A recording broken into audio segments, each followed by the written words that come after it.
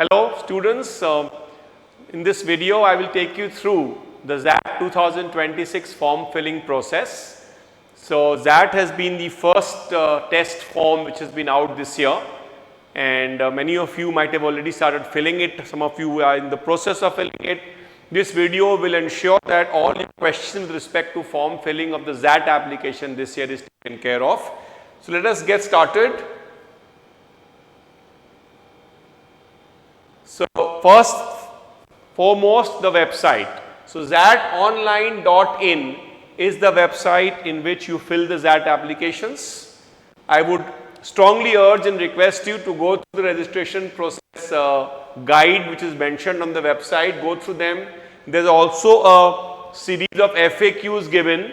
So I think if you go through the FAQs also with respect to form filling, with respect to the test, it might just help you understand the fine things slightly better. Okay, so there are various stages of the application process. I will take you through each of them.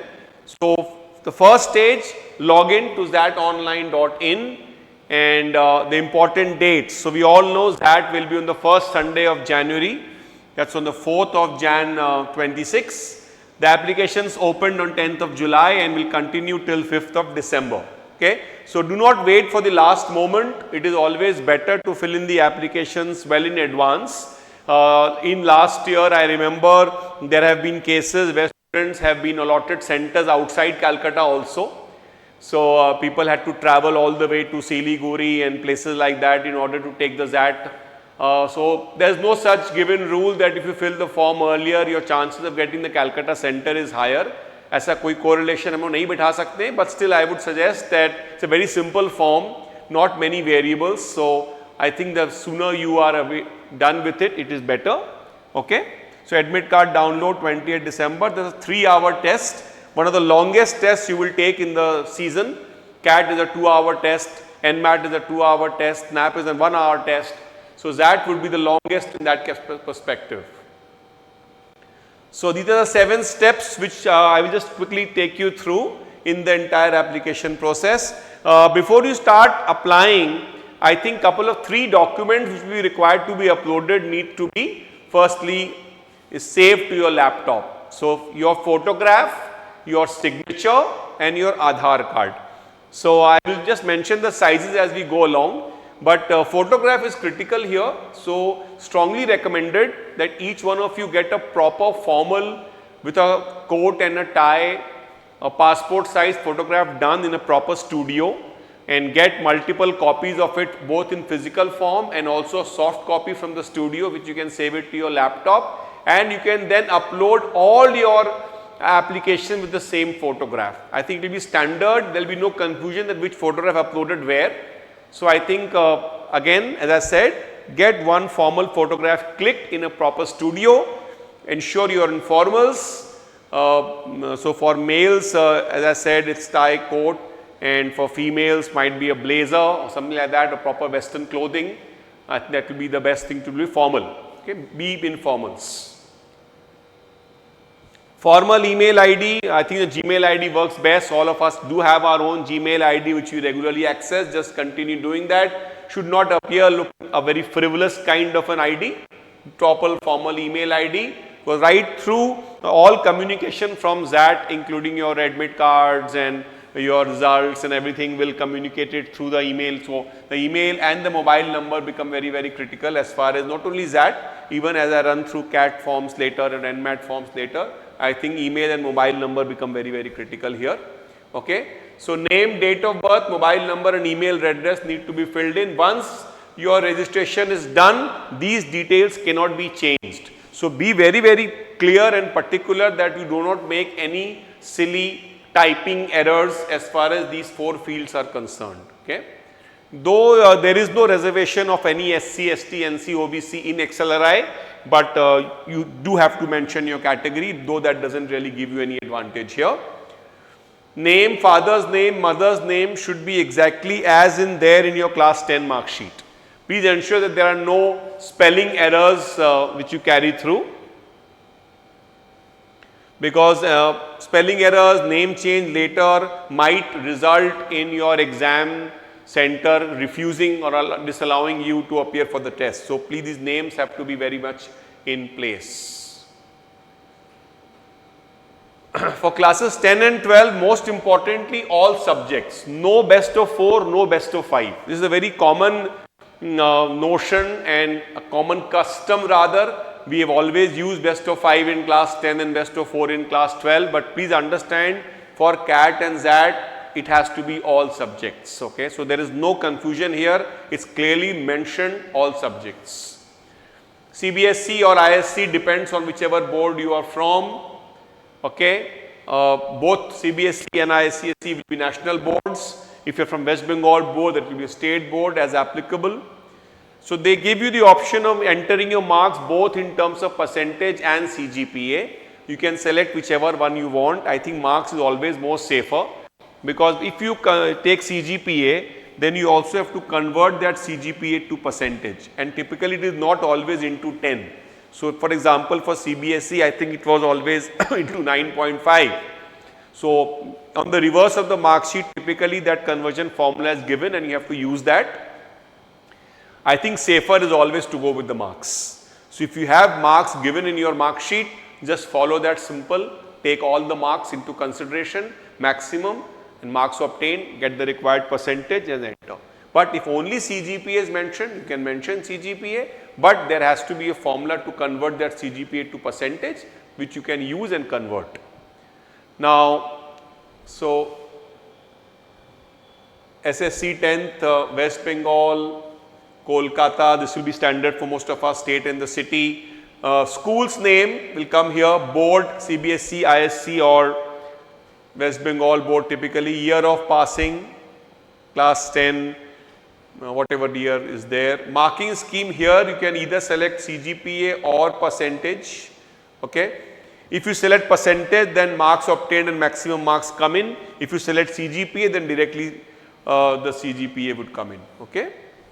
And if you select CGPA, then the conversion thing will come. So depends on what you select here. If you select CGPA, the last 2 fields will appear. If you select percentage, the next 2 fields will appear. Okay. Now before you go to graduation, they will have asked you a professional qualification. So if you are pursuing CA, ICWA, CS or CFA, even if you have not completed it and you have partially done it, for example intermediate level or might be level 1, level 2 of CFA, if you have not completed inter also, then there is no point giving it. But if you have completed inter, then I think in progress देके आप inter के marks दे सकते हो, और नहीं तो completed बोल के inter final दोनों के marks दे सकते हो. Okay? So that will give you an additional advantage going forward into XLRI. So this surely should not be missed if you are pursuing any of these courses. In graduation details, again year or semester, most of us follow the semester pattern here, and here also you can give marks or CGPA, both are allowed.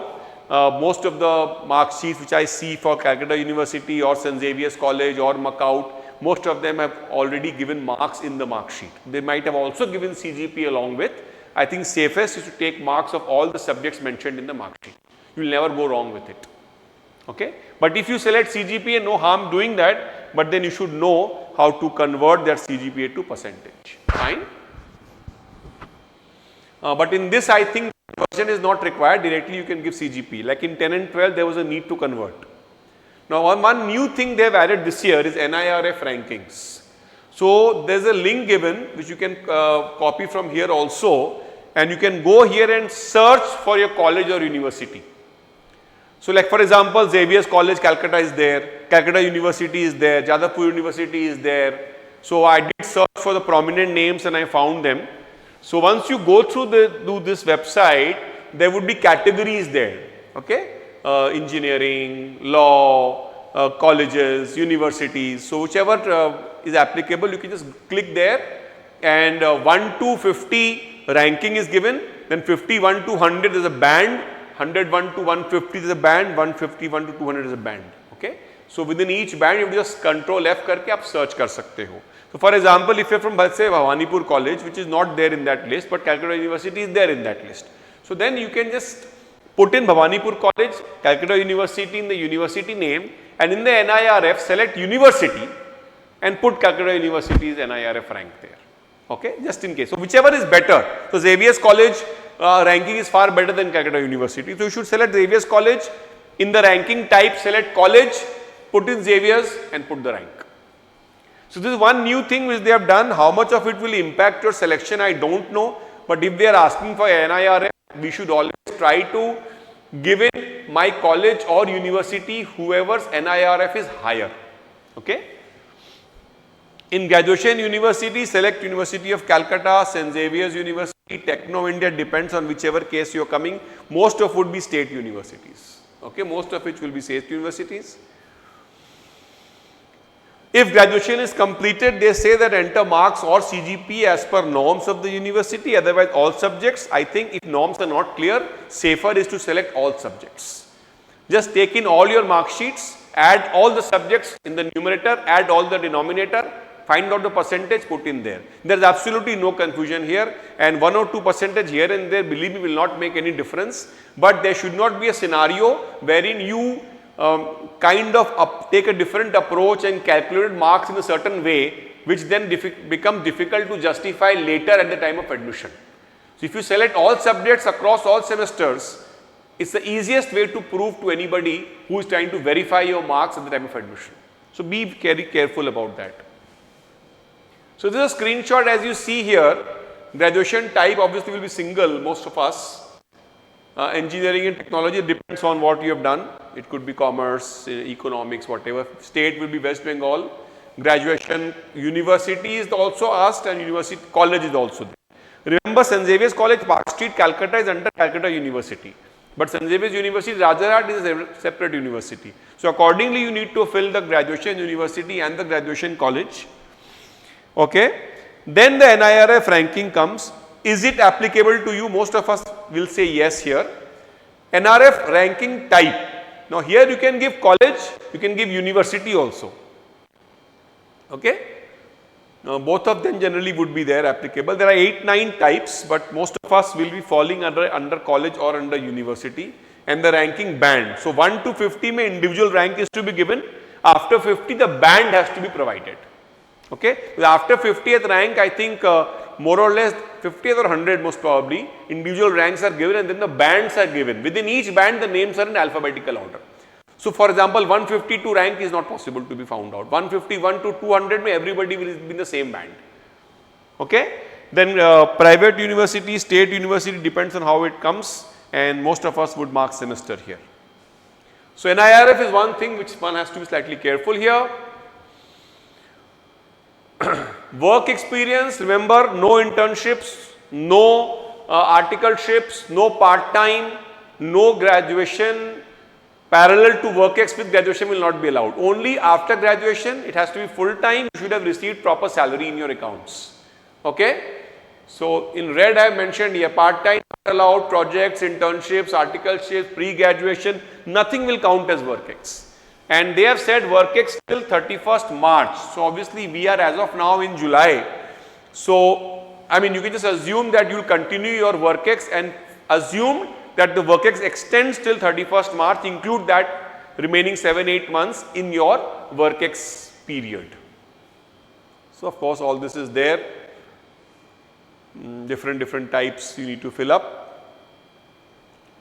So within graduation job type, you see they will give you proper, organized sector, unorganized sector, some entrepreneurship, own business. So all that category will be there. You can easily fill up. You'll have enough fields to be able to select the right field here. Now this is the most important. While filling the XAT form, you have to fill XLRI. You cannot apply to XLRI separately later. Remember, XLRI has two main programs, the business management, the BM program, and the human resource, the HR program. It is advisable that you select both BM and HRM immediately now itself. So BM is there in Jamshedpur, BM is also there in Delhi campus. So you don't have to prefer any campus. You just have to say that I am selected BM, so you will be considered automatically for both the campuses. Yes, in terms of program preference, you have to give in whether you prefer BM over HR or HR over BM. Don't worry, go by your natural instinct. Whatever you feel is better for you, go by it. ऐसा कुछ नहीं है कि अगर आप BM को first choice देंगे तो आपका HR में बाद में नहीं होगा, और vice versa. But as of now, I think we should just go by what we feel is a better program for us. And don't go by this notion that HR is the best in XLRI. Okay, XLRI is known a lot for HR and perhaps runs the country's best HR program. But the BM and the business management program, the general management program of XLRI is equally good. So do not get, colored by that notion that since it is XLRI, I should fill HR as my first choice. No. You should fill HR as your first choice if seriously you are considering HR as a career. Okay? Don't forget, I am repeating this because if you fill in the XAT form without clicking on XLRI, then your XLRI chances are gone. Later on, you can't add XLRI to that. You have to again freshly apply from a new email ID. Aspirants with at least 36 months of work ex before 31st March 26 there is a separate program on general management which needs 3 years minimum of work ex. So if you are under that category, in addition to the BM and the HR program, this program can also be looked at. It's a 1.5 year full-time MBA program. Then there is a research oriented program of FPM which all IIMs also provide.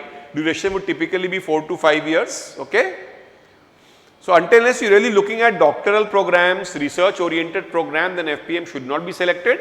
But if you are keen on that, then this can be considered. There's a couple of more programs also. If you feel Rutgers XLRI tie-up का एक supply chain logistics का program है. This also needs couple of years of work experience. So just have a look at it once. एक IEV development का भी program है at the Delhi campus. So the top two are these two. This everybody must fill without fail. आप उसमें interested हैं नहीं हैं, अभी आप बिना सोचे दोनों भर दीजिए और इन दोनों में आपको एक preference देना पड़ेगा, which is your first and second preference.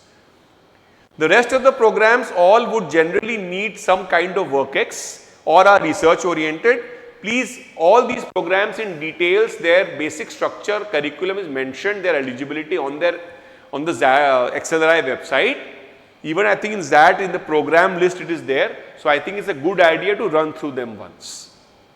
But mandatorily the first two must be clicked. And do you want to apply for XLRI? Here you have to select yes.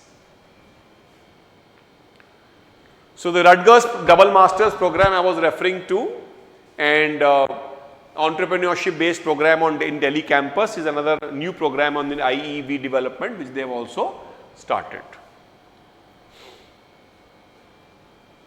If you wish to apply for XAT associate institutes, you can do so by later with the XAT application form. अभी आपको और कुछ नहीं भरना है, सिर्फ XAT के संग XLRI भरना है आपको.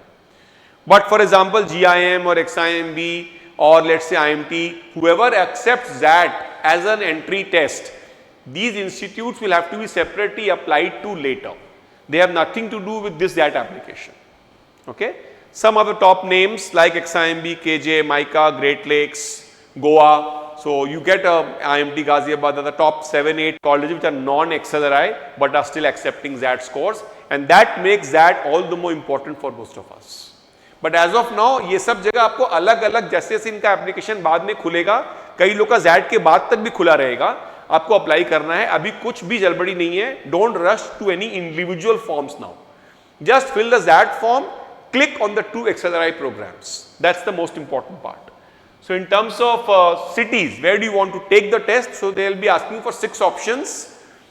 4 options within Bengal I have selected. Calcutta being the first, Hooghly, Kalyani, or 4th option can be Durgapur or Asansol. You nevertheless have to fill in the 5th and the 6th. So do fill in places like Siliguri or Cuttack, whichever is the closest from Calcutta.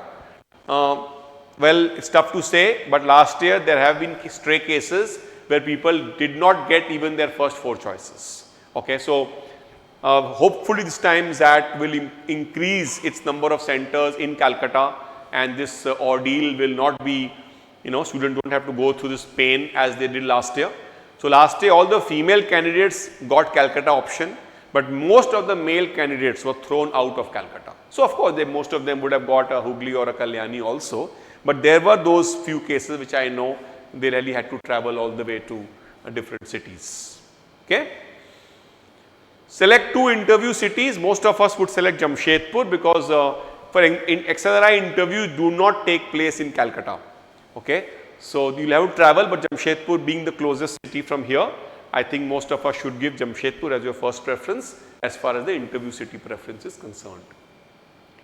So I was talking about uploading these three documents. Passport size, as I said, you must click it properly, formal photograph from a studio.